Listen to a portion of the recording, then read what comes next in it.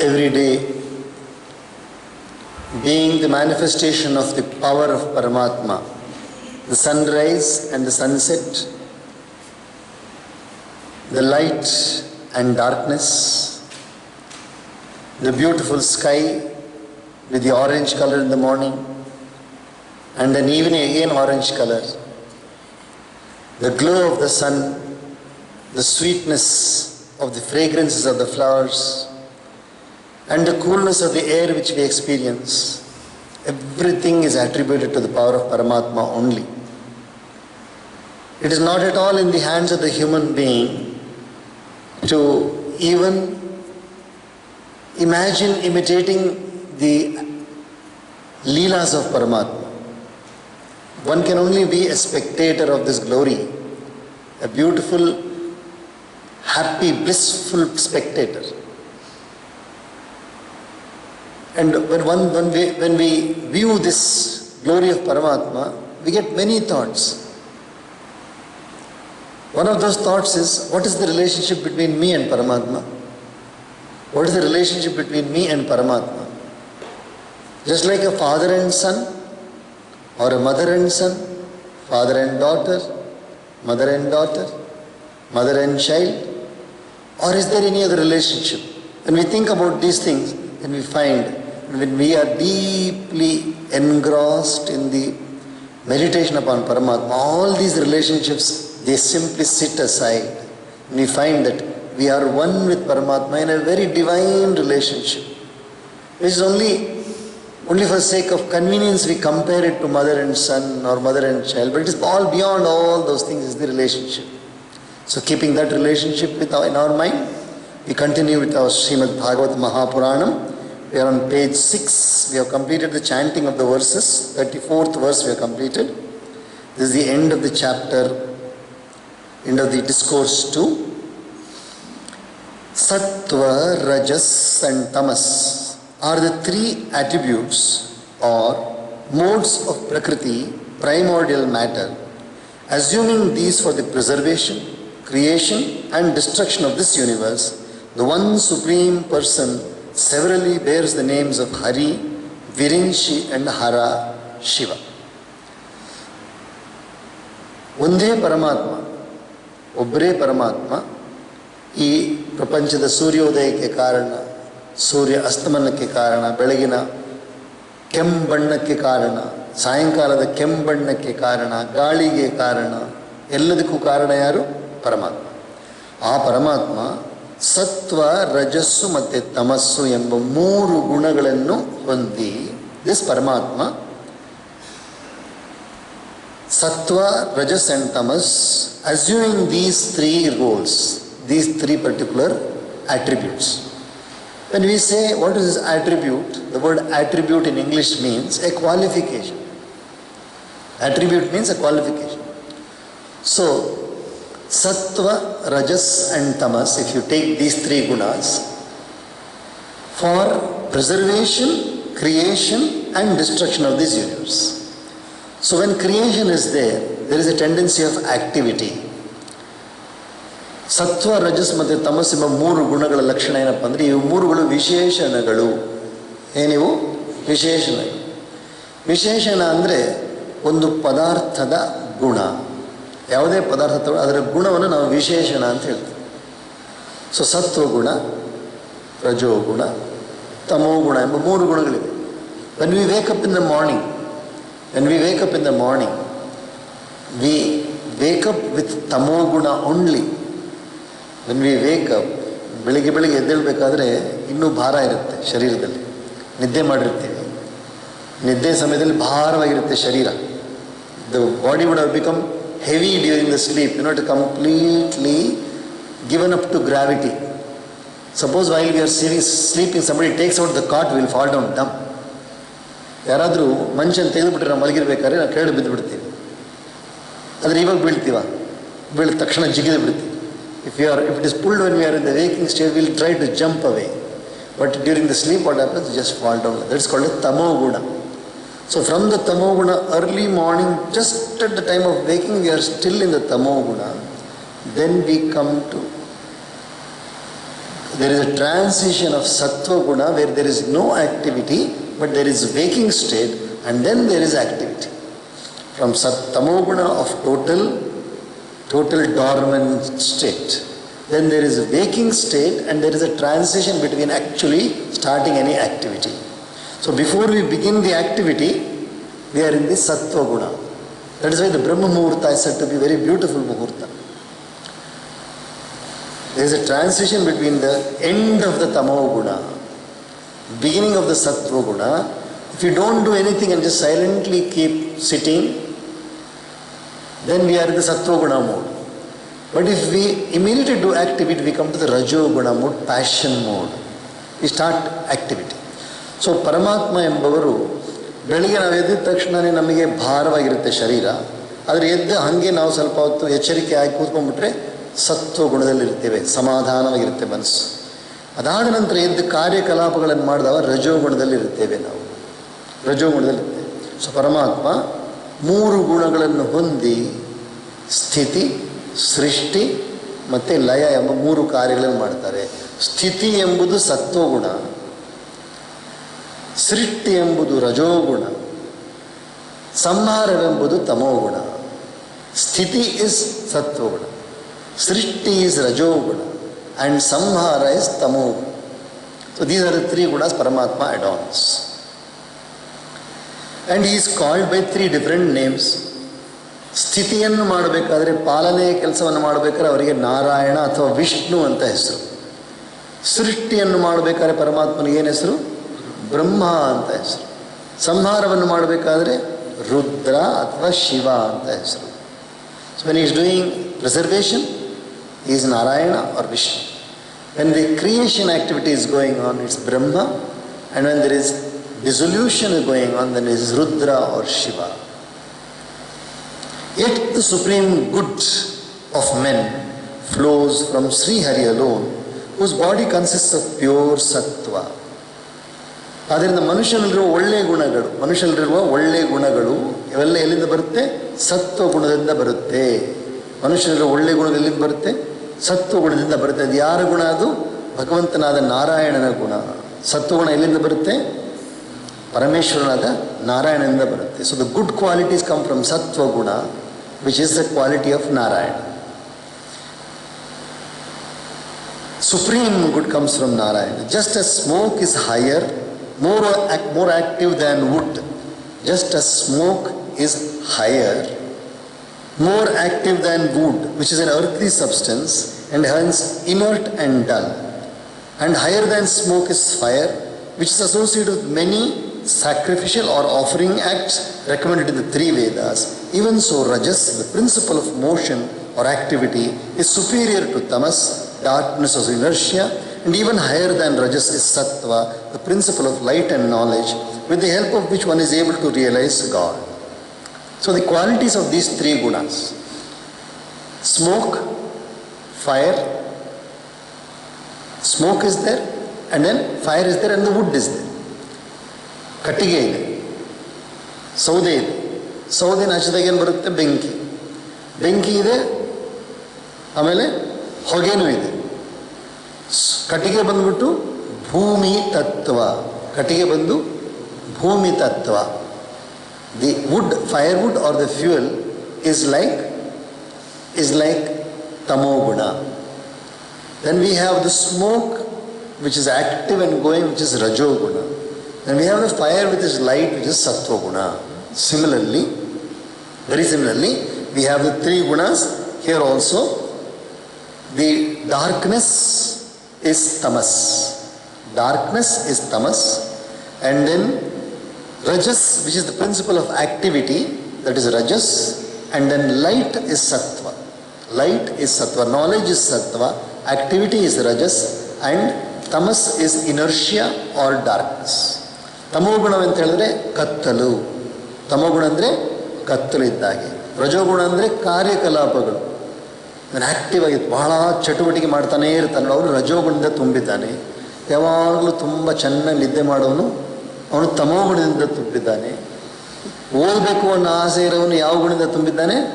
ಸತ್ವಗುಣದಿಂದ ತುಂಬಿದ್ದಾನೆ. The one wants to study The one who sits down and studies and he is good to everybody is in the sattva guna. The one who is the destructive mood or lazy mood is in the tamo guna. The one who wants to continuously be active but also disturb others, that is the rajo guna. So we have three gunas. Of yore, sages worshipped for their salvation Bhagavan Vishnu alone, who is pure sattva personified. ಹಿಂದಿನ ಕಾಲದಲ್ಲಿ ಋಷಿ ಮುನಿಗಳು ಸತ್ವಗುಣವಾದ ಪರಮಾತ್ಮದ ನಾರಾಯಣನ ಆರಾಧನೆ ಮಾಡ್ತಾ ಇದ್ರು. In the earlier days, the sages used to worship Bhagavan Narayana, which means Paramatma only, but of the sattva guna. It's not Bhagavan Narayana alone, it's not just Bhagavan Vishnu alone, it is Paramatma, Parabrahma, Paramatma, who is worshipped in that aspect, good aspect. So they did not worship the rajas aspect or they did not worship the tamas aspect, they worshipped the sattva aspect. ಹಿಂದಿನ ಕಾಲದ ಋಷಿಗಳೆಲ್ಲರೂ ಕೂಡ ಪರಮಾತ್ಮನ ಸತ್ವ ಸ್ವರೂಪವನ್ನೇ ಆರಾಧನೆ ಮಾಡ್ತಾ ಇದ್ರು. ಸತ್ವ ಸ್ವರೂಪವನ್ನೇ, ರಜಸ್ವರೂಪವನ್ನೂ ಅಲ್ಲ, ತಮಸ್ವರೂಪವನ್ನೂ ಅಲ್ಲ. Even now, those who follow in their footsteps likewise get qualified for blessedness. ಇವತ್ತು ಕೂಡ ಯಾರು ಋಷಿಗಳು ಹೋಗಿದ ಮಾರ್ಗದಲ್ಲಿ ಹೋಗುತ್ತಾರೋ, ಯಾರು ಋಷಿಗಳು ಅನುಸರಿಸಿದ ಮಾರ್ಗವನ್ನು ಅನುಸರಿಸುತ್ತಾರೋ, ಒಳ್ಳೆಯ ಕಾರ್ಯಗಳನ್ನೇ ಮಾಡ್ತಾರೋ, ಅವರೆಲ್ಲರೂ ಸೌಖ್ಯವಾಗಿ ಒಳ್ಳೆಯ ಸಂತೋಷದಿಂದ ಬಾಳ್ತಾರೆ. Those seeking liberation worship Bhagavan Narayana and his part manifestations, all of whom are so gentle in aspect, leaving alone the lords of evil spirits, Bhairava and others, who possess a terrible form, though not reviling them. So, ಯಾರ್ಯಾರು ಮುಕ್ತಿಯನ್ನು ಅಭಿಪ್ರಾಯ ಪಡ್ತಾರೆ, those who want to be liberated and blissful, they always worship Narayana, not the other terrifying aspects of Paramatma, which are like Bhairava. For example, Bhairava is a terrifying aspect, Kali is a terrifying aspect. So they will not worship Kali or Bhairava, they will worship Narayana, who is very, very soft and cool. ಭಗವಂತನಾದ ನಾರಾಯಣ ಸ್ವರೂಪ ಒಂದು ಶಾಂತ ಸ್ವರೂಪ. So Narayana ಸ್ವರೂಪವನ್ನು ಉಪಾಸನೆ ಮಾಡ್ತಾರೆ. ಭೈರವರ ಸ್ವರೂಪವನ್ನು ಅಥವಾ ಕಾಳಿ ಸ್ವರೂಪವನ್ನು ಉಪಾಸನೆ ಮಾಡೋಕ್ಕೆ ಅದು ಘೋರವಾದ ಸ್ವರೂಪಗಳು. Those, however, who possess a rajasika or tamasika disposition and are seekers of wealth, power and progeny, worship the mains, evil spirits and the lords of created beings, possessing as they do a character similar to theirs. ಹಾಗೆಯೇ ಯಾರು ಈ ಲೋಕದಲ್ಲಿರುವ ಆಸೆಗಳಿದೆ ಅವರಿಗೆ, ಏನು ಹಣ ಬೇಕು, ಮನೆ ಬೇಕು, ಸಂಪತ್ತು ಬೇಕು, ಮಕ್ಕಳು ಬೇಕು, ಮದುವೆ ಆಗಬೇಕು, ಪದವಿ ಬೇಕು ಅಂತೇಳಿ ಅವರು ನಾರಾಯಣನನ್ನು ಬಿಟ್ಟು ಬೇರೆ ದೇವತೆಗಳನ್ನು ಉಪಾಸನೆ ಮಾಡ್ತಾರೆ. ನಾರಾಯಣನನ್ನು ಬಿಟ್ಟು ಬೇರೆ ದೇವತೆಗಳನ್ನು ಉಪಾಸನೆ ಮಾಡ್ತಾರೆ. So the others who want anything concern with the worldly life, they will also worship Narayana, but in what aspect? In the aspect of not preservation, but in the aspect of creation. ರಜೋಗುಣದಲ್ಲಿ ಅವರನ್ನು ಉಪಾಸನೆ ಮಾಡ್ತಾರೆ. The Vedas ultimately treat of Bhagavan Vasudeva. The sacrifice, the offerings themselves aim at the attainment of Vasudeva. The various yogas eventually lead to Vasudeva, and all sorts of rituals to have their end in Vasudeva. Akashat patitam toyam yatha gacchati sagaram sarvadeva namaskaraha ಕೇಶವಂ ಪ್ರತಿಗಚ್ಚತಿ. ಹೇಳ್ತೀವಲ್ಲ ಮಂತ್ರ ಹೇಳಿ, ಎಲ್ಲ ದೇವತೆಗಳಿಗೆ ನಮಸ್ಕಾರ ಮಾಡಿದ್ರು ಕೂಡ ಎಲ್ಲಿ ಹೋಗಿ ಸೇರುತ್ತೆ ನಮಸ್ಕಾರ? ನಾರಾಯಣನಿಗೆ ಹೋಗಿ ಸೇರುತ್ತೆ. whomever you may worship, ultimately it will reach Narayana. Ultimately worship will reach Narayana. All wisdom has its culmination in Vasudeva. All austere penance has Vasudeva for its goal. All virtue aims at the realization of Vasudeva, and all destinies culminate in Vasudeva. ಎಲ್ಲ ಹಾದಿಗಳು, ಎಲ್ಲ ಮಾರ್ಗಗಳು ಎಲ್ಲೋಗಿ ಸೇರ್ತವೆ? ವಾಸುದೇವನ ಬಳಿಯಲ್ಲಿ ಹೋಗಿ ಸೇರುತ್ತೆ. ಅಂದರೆ ನಾರಾಯಣ ಬಳಿಯಲ್ಲಿ ಹೋಗಿ ಸೇರುತ್ತೆ. ಎಲ್ಲ ಜ್ಞಾನವು, ತಪಸ್ಸು ಮತ್ತು ಎಲ್ಲ ಧರ್ಮವು ಎಲ್ಲವೂ ಕೂಡ ನಾರಾಯಣನ ಬಳಿಯಲ್ಲೇ ಹೋಗಿ ಸೇರುತ್ತೆ. Although the Lord is himself beyond Prakriti, primordial matter, and its three modes, Sattva, etc., yet it was he who evolved this universe at the beginning of creation through his own Maya, Prakriti, which consists of the aforesaid three gunas and is both real in its phenomenal aspect and unreal ontologically speaking. ಪರಮಾತ್ಮ ಒಬ್ಬರೇ ಆದರೂ ಕೂಡ ಒಬ್ಬರೇ ಪರಮಾತ್ಮ ಆದರೂ ಕೂಡ, ನಾರಾಯಣ ಒಬ್ಬರೇ ಆದರೂ ಕೂಡ ಅವರ ಜೊತೆಯಲ್ಲಿ ಒಂದು ಶಕ್ತಿ ಇದೆ. ಈ ಶಕ್ತಿಗೆ ಹೆಸರು ಮಾಯಾಶಕ್ತಿ ಅಂತ. ಈ ಮಾಯಾಶಕ್ತಿ 3 ವಿಧವಾಗಿ ಆಗಿ, ಈ ಮಾಯಾಶಕ್ತಿ 3 ರೂಪವಾಗಿ ಬದಲಾವಣೆ ಆಗಿ ಎಲ್ಲ ಈ ಕಾರ್ಯಗಳೆಲ್ಲ ಮಾಡುತ್ತೆ. ನೀವೆಲ್ಲರೂ ಇದು ನೋಡಿದ್ದೀರಾ, ಒಂದು ಕಾಮನ್ ಬಿಲ್ಲನ್ನು ನೋಡಿದ್ದೀರಾ? ಕಾಮನ್ ಬಿಲ್ ನೋಡಿದ್ದೀರಲ್ಲ, ಆಕಾಶದಲ್ಲಿ ನೋಡಿದ್ದೀರಾ? ಕೆಲವರು ಪಿರಮಿಡ್ ಬಂದರೆ ಅಲ್ಲೂ ನೋಡಿದ್ದೀರಾ? ಒಂದು ಗಾಜು ಇರುತ್ತೆ, ಈ ಥರ ಗಾಜು, ಪಿರಮಿಡ್ ಆಕಾರದಲ್ಲಿರೋ ಗಾಜು. ಇಲ್ಲಿಂದ ನೀವು ಪ್ರಕಾಶವನ್ನು ಬಿಟ್ಟರೆ ಈ ಕಡೆ ಬರಬೇಕಾದ್ರೆ 7 ಬಣ್ಣ ಬರುತ್ತೆ. ನೋಡಿದ್ದೀರಾ? ಯಾರು ನೋಡಿಲ್ಲಲ್ಲ? ಪಿರಮಿಡ್ ಆಕಾರದಲ್ಲಿರೋ ಗಾಜಲ್ಲಿ ನೀವು ಲೈಟನ್ನು ಒಂದು ಕಡೆ ಬಿಟ್ಟರೆ ಆ ಕಡೆ ಬರಬೇಕಾದ್ರೆ ಒಂದು ಲೈಟ್ ಬರಲ್ಲ. ಎಷ್ಟು ಲೈಟ್ ಬರುತ್ತೆ? 7 ಲೈಟ್ ಬರುತ್ತೆ. ಅದೇ ಕಾಮನ ಬಿಲ್ಲು. ಅದಕ್ಕೆ ಹೆಸರೇನು?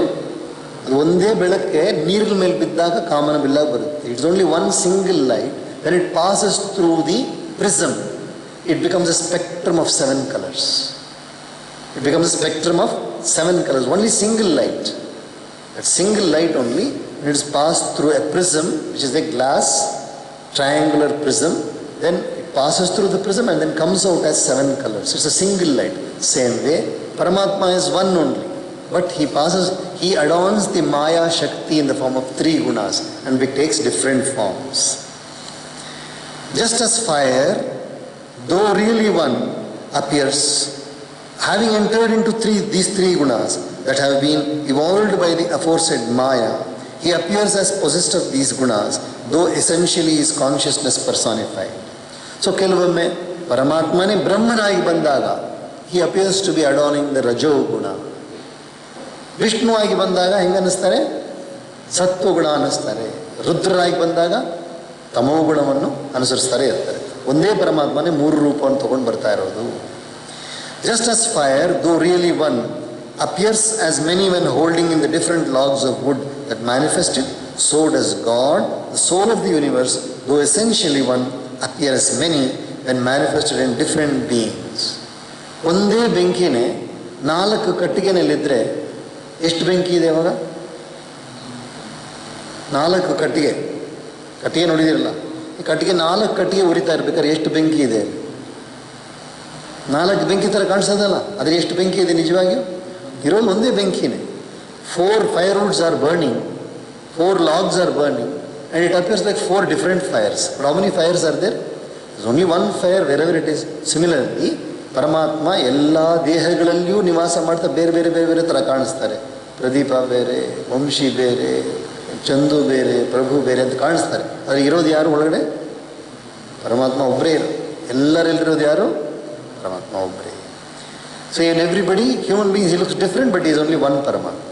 Entering as the soul, the various material bodies created by himself, out of the various evolutes of the 3 gunas, such as the subtle elements, the senses and the mind, the Lord enjoys the sense objects appropriate to such bodies. ಮನುಷ್ಯರ ಬಗ್ಗೆ ಹೇಳಿದ್ವಲ್ಲಪ್ಪ, ಬೆಕ್ಕಲ್ಲಿ ಯಾರಿದ್ದಾರಪ್ಪ? ಪರಮಾತ್ಮ ಇಲ್ಲ ಅಲ್ಲ? ಇದ್ದಾರ? ಬೆಕ್ಕಲ್ಲಿ ಪರಮಾತ್ಮ ಇದ್ದಾರ?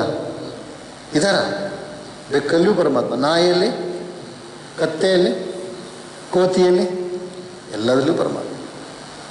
ಯಾವುದೇ ರೂಪವನ್ನು ನೋಡಿದ್ರೂ ಕೂಡ ಹಾವಲ್ಲಿ ಯಾರಿದ್ದಾರೆ? ಪರಮಾತ್ಮ. ಇರುವೆಯಲ್ಲಿಯೂ ಪರಮಾತ್ಮ. ಚಿಟ್ಟೆಯಲ್ಲಿ, ಪಕ್ಷಿಯಲ್ಲಿ, ಎಲ್ಲದರಲ್ಲೂ ಪರಮಾತ್ಮ. ಬೇರೆ ಬೇರೆ ರೂಪವನ್ನು ಧಾರಣೆ ಮಾಡಿ, is there in the fish, is there in the bird, is there in the animal, is there in the ant, is there in the reptiles, is there in the worms. Paramatma is present everywhere, and then according to those forms, Paramatma seems to do different activities. ಬೇರೆ ಬೇರೆ ಕಾರ್ಯಗಳು ಮಾಡೋ ಥರ ಕಾಣಿಸ್ತಾರೆ ಪರಮಾತ್ಮನ. It is he again who creates the different worlds, and descending by way of sport in different species, such as the gods, the human beings, and the lower forms of life, protects all the beings through his sattva or goodness. ಅದೇ ಪರಮಾತ್ಮನೇ ಎಲ್ಲ ರೂಪಗಳಲ್ಲಿಯೂ ಬಂದು, ಮನುಷ್ಯನ ರೂಪದಲ್ಲಿ ಬಂದು, ದೇವತೆಗಳ ರೂಪದಲ್ಲಿ ಬಂದು, ರಾಕ್ಷಸರ ರೂಪದಲ್ಲಿ ಬಂದು, ಆದರೆ ಯಾವುದನ್ನು ರಕ್ಷಣೆ ಮಾಡ್ತಾರೆ ಪರಮಾತ್ಮ? ಕೆಟ್ಟವ್ರನ್ನ ರಕ್ಷಣೆ ಮಾಡ್ತಾರೆ, ಒಳ್ಳೆಯವ್ರನ್ನ ರಕ್ಷಣೆ ಮಾಡ್ತಾರೆ. ಕರೆ ಅವ್ರು ಬರೋದೆಲ್ಲ ರೂಪದಲ್ಲಿ ಬಂದರೂ ಕೂಡ ಒಳ್ಳೆಯವರನ್ನು ರಕ್ಷಣೆ ಮಾಡ್ತಾರೆ ಪರಮಾತ್ಮ. ಇದು ಪರಮಾತ್ಮನ ಲೀಲೆ. Thus, the second discourse, forming part of the story relating to the Naimisha forest, in book 1 of the great and glorious Bhagavata Mahapurana, otherwise known as the Paramahamsa Samhita. We have come to the next adhyaya. अथ तृतीयोऽध्यायः. The Lord's avatars or descents into the world of matter. Suta uvacha. Jagrihe paurusham rupam. Bhagavan mahadadibhihi. Sambhutam shodashakalam.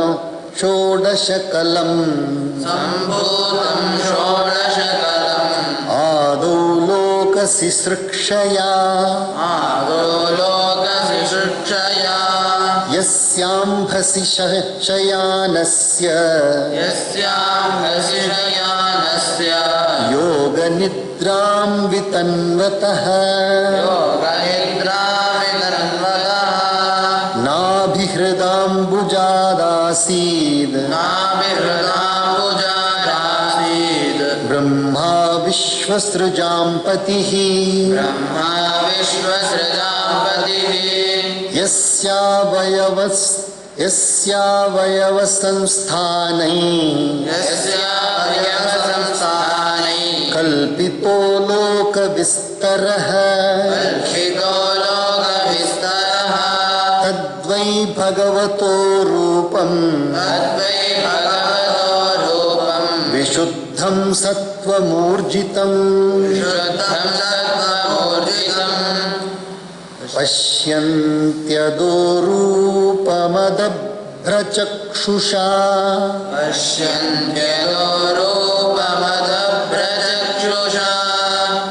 सहस्रपादोरुभुजाननाद्भुतम्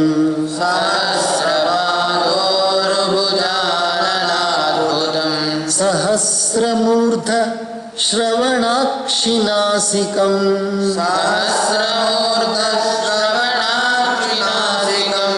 सहस्रमौल्यं वरकुण्डलोल्लसत्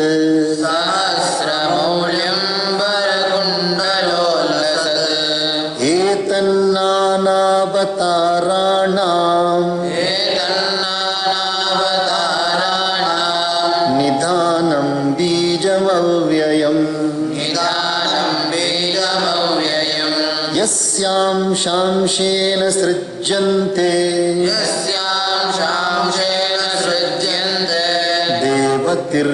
देवतिर्यन्नरादयः. Now the story of the beginning of the universe. ಈ ಪ್ರಪಂಚ ಹೆಂಗಪ್ಪ ಪ್ರಾರಂಭವಾಯಿತು, ಪ್ರಪಂಚ ಪ್ರಾರಂಭವಾಗಿದೆ ಹೆಂಗೆ ಎಂಬುದ್ರ ಬಗ್ಗೆ ಇವಾಗ ಹೇಳಕ್ಕೆ ಶುರು ಮಾಡ್ತಾ ಇದ್ದಾರೆ. In the beginning of Suta says, in the beginning of creation with the desire of evolving the different worlds, the Lord assumed the form of Purusha, the primal person consisting of 16 component principles, namely the 10 sense organs, the 5 elements and mind, and constituted of Mahat, the cosmic intellect, etc. ಪ್ರಪ್ರಥಮವಾಗಿ ಆರಂಭದಲ್ಲಿ ಒಬ್ಬರೇ ಇದ್ದಿದ್ದು ಯಾರು? ಪರಮಾತ್ಮ ಒಬ್ಬರೇ ಇದ್ದು.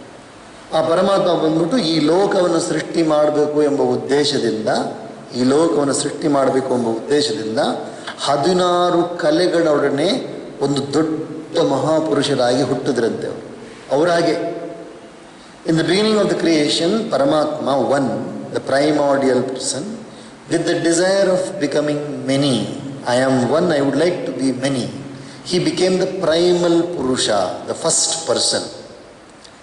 He had 16 elements, the 5 sense organs, 5 organs of action, and then the Panchabhutas and the mind.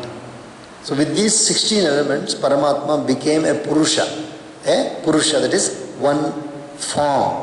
Before that he did not have any form. ಮೊದಲು ಒಂದು ರೂಪವನ್ನು ಧಾರಣೆ ಮಾಡ್ತಾರೆ, ಪ್ರಪ್ರಥಮ ಪುರುಷನಾಗಿ ಧಾರಣೆ ಮಾಡ್ತಾರೆ. While he, the aforesaid Purusha, was displaying his sleep of samadhi, absorption into or communion with the self, reposing on the causal waters, there appeared from the lake of his navel a lotus wherefrom sprang up Brahma, the Lord of progenitors of the world. ಈ ರೀತಿಯಾಗಿ ಪರಮಾತ್ಮ, that is ಪರಮಾತ್ಮ has now taken a form. ಒಂದು ರೂಪವನ್ನು ಧಾರಣೆ ಮಾಡಿದ್ದಾರೆ. ರೂಪ ಬಂದ ತಕ್ಷಣ ಪರಮಾತ್ಮ ಬಂದು ತನ್ನ ಆನಂದದಲ್ಲಿಯೇ ಮಲಗಿದ್ದಾರೆ. ತನ್ನ ಆನಂದದಲ್ಲೇ ಮಲಗಿದ್ದಾರೆ. So he is now reposing or lying down in his own bliss, where primordial waters, causal waters. So water is not what we think as water, but that water in the form of life. All life organisms are all part of Paramatma entirely. That is his will, his mind. So the waves of his mind itself are the waters. So he is there with the entire desires are waters. So he is there lying down, and from the Nabhi lake, Paramatmana Nabhiinda, ಹೊಕ್ಕಳಿಂದ ಒಂದು ಗಿಡ ಬರುತ್ತೆ, ಒಂದು ಪದ್ಮ ಬರುತ್ತೆ, ಒಂದು ತಾವರೆ ಹೂ ಬರುತ್ತೆ. ಆ ತಾವರೆ ಹೂವಿನ ಮೇಲೆ ಬ್ರಹ್ಮ ಕೂತಿದ್ದಾರೆ. ಇದೇ ಮೊದಲನೇ ಆರಂಭದಲ್ಲಿ ಆಗಿತ್ತು. So Paramatma is lying down, and from the Nabhi of Paramatma there is a lotus coming up, and Brahma has appeared. It is on the disposition of his limbs that the various worlds stand superimposed. That is the most exalted form of the Lord, consisting of pure sattva or goodness. It is on the disposition of his limbs that the various worlds stand superimposed. So disposition of his limbs means the Paramatma has got one limb like this and one limb here touching Lakshmi. So in these limbs only the entire worlds have formed. Entire worlds are going to form from the limbs of Paramatma. ಪರಮಾತ್ಮನ ಈ ಕೈ ಮಲಗಿರ್ಬೇಕಾದ್ರೆ, ನಾರಾಯಣ ಮಲಗಿರ್ಬೇಕಾದ್ರೆ ನೋಡಿರ್ತಾರೆ, ಒಂದು ಕೈ ಶಿವಲಿಂಗದ ಮೇಲೆ ಇಟ್ಕೊಂಡಿರ್ತಾರೆ, ಒಂದು ಕೈ ಹಿಂಗಿಟ್ಕೊಟ್ಟಿರ್ತಾರೆ, ಒಂದು ಕೈ. ಸೊ ಈ ಕೈಗಳಿಂದಲೇ ಪರಮಾತ್ಮ ಎಂಟೈರ್ ಈ ಇಡೀ ಪ್ರಪಂಚ ಉಂಟಾಗಿರೋದು ಪರಮಾತ್ಮನ ಅಂಗಗಳಿಂದ, ಲಿಮ್ಸಿಂದ ಉಂಟಾಗಿರೋದು. The yogis behold that form by means of the divine eye, wonderful as it is with its thousands of feet, thighs, arms and faces. It has thousands of heads, ears, eyes and noses, and is resplendent with the thousands of diadems, robes and earrings. Now I just now said hands, it is not the hands, it is the limbs. Limbs means the parts. Limbs means here the parts of the body, different parts of the body, different part, not only the hands. ಕೈ ಮಾತ್ರ ಅಲ್ಲ, ಪರಮಾತ್ಮ ಒಂದು ದೊಡ್ಡ ಪುರುಷನಾಗಿ ಬಂದ. ಆ ಪರಮಾತ್ಮ ಅಂಗ ಪ್ರತ್ಯಂಗ ಇದೆಲ್ಲ ಬೇರೆ ಬೇರೆ ಅಂಗಗಳು, ಆ ಅಂಗಗಳಿಂದಲೇ ಇಡೀ ಪ್ರಪಂಚ ಬಂದಿರೋದು. It has come from different parts of this body, and those are thousands of forms of all colors and fragrances and all combinations. Whatever the yogis meditate upon, sahasra padakshi shirorubahave sahasra namne purushaya shashvate sahasra koti yugadharine. There is no end to Paramatma's forms. It's myriads of forms, billions of forms. This form of the Lord, popularly known by the name of Narayana, is the imperishable seed of the various avatars and the abode to which they all return after accomplishing their purpose. It is by a ray, a marichi of this ray, or that gods, human beings and the lower forms of life are created. ಈ ಮೊದಲನೆಯ ಪುರುಷಾಕಾರವೇ ಪರಮಾತ್ಮ. ಅದಕ್ಕೆ ನಾರಾಯಣ ಅಂತ ಹೆಸರು. ಈ ಮೊದಲನೇ ಪುರುಷಾಕಾರಕ್ಕೆ ಏನು ಹೆಸರು? ನಾರಾಯಣ. ಈ ನಾರಾಯಣನಿಂದಲೇ ಎಲ್ಲ ಇಡೀ ಪ್ರಪಂಚದ ಉತ್ಪತ್ತಿ ಆಗಿರೋದು. ಅದಾದ ನಂತರ ಎಲ್ಲ ಕೂಡ ಅಲ್ಲ, ಸಹಸ್ರ ಶೀರ್ಷ ಪುರುಷ, ಆ ಪುರುಷ ಇಲ್ಲದೆ ಅದೇ ಪುರುಷದ ಬಗ್ಗೆ ಮಾತಾಡ್ತಾ ಇದೆ. ಸಹಸ್ರ ಶೀರ್ಷ ಅಂದರೆ ಏನರ್ಥ? ಸಾವಿರಾರು ತಲೆ, ಸಾವಿರ ತಲೆ ಅಲ್ಲ, ಸಾವಿರಾರು ತಲೆಗಳಿರುವ ಪುರುಷ. ಸಹಸ್ರಾಕ್ಷ, ಸಾವಿರಾರು ಕಣ್ಣು. ಸಹಸ್ರಪಾತ್, ಸಾವಿರಾರು ಪಾದಗಳು. ಸ ಭೂಮಿಂ ಪೃಥ್ವಾ ಅತ್ಯತಿಷ್ಠತ್ ದಶಾಂಗುಲಂ, ಈ ಭೂಮಿಯನ್ನು ದಾಟಿ ಇನ್ನು ದಶಾಂಗುಲ ಮೇಲೆ ಇದ್ದಂತೆ ಪರಮಾತ್ಮ. ಪುರುಷ ಏವೇದಗಂ ಸರ್ವಂ, everything is Purusha only. Whatever we see is only that Parama Purusha only. ಯದ್ಭೂತಂ ಯಚ್ಚ ಭವ್ಯಂ, ಯದ್ಭೂತಂ, ಹಿಂದೆ ನಡೆದಿದ್ದು ಪುರುಷನೇ, ಮುಂದೆ ಬರೋದು ಪುರುಷನಿಂದ. ಯದ್ಭೂತಂ ಯಚ್ಚ ಭವ್ಯಂ ಉತಾಮೃತತ್ವಸ್ಯೇಷಾನಃ ಯದನ್ನೇನಾತಿರೋಹತಿ, ಅಂದರೆ ಎಲ್ಲವೂ ಈ ಅಮೃತ ಪುರುಷನಿಂದಲೇ ಬಂದಿರೋದು. ಎವ್ರಿಥಿಂಗ್ ಹಸ್ come from this nectarean Paramatma only. Every single form has come from there only. We will pause here. Shrimannarayana Narayana Narayana,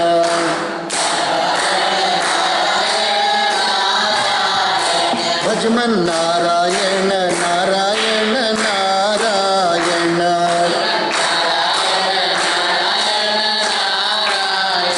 Shrimannarayana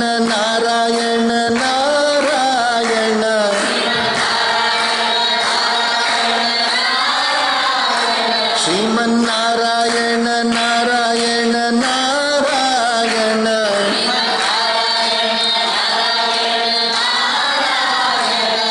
ಭಜಮನ್ನಾರಾಯಣ ನಾರಾಯಣ ನಾರಾಯಣ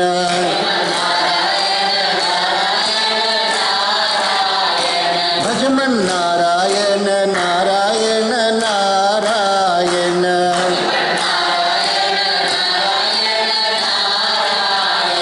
सच्चिदानंद भगवान की